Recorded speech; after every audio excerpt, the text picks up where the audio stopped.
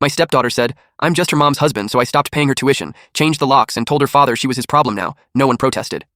My wife has a daughter from her previous relationship, Raven 16. Her biological father is a successful contractor who lives across town and takes her every other weekend when it suits his schedule. When McKenna and I started dating, I was excited about becoming part of a family.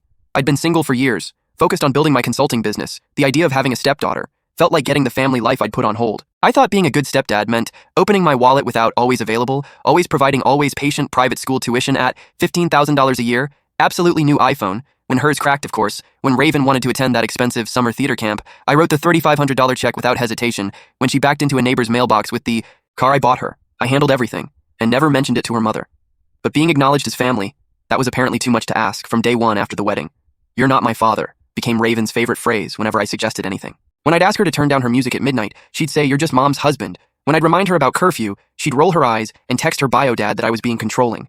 McKenna would promise to talk to her, and Raven would pretend to listen for maybe 3 days, then we'd cycle right back to the same disrespect. 3 months ago, I got a call from Raven's biological father, Matthias. He was furious, accusing me of being emotionally abusive. Raven had been telling him I yelled at her constantly, made her feel unwelcome, and trying to replace him. All lies.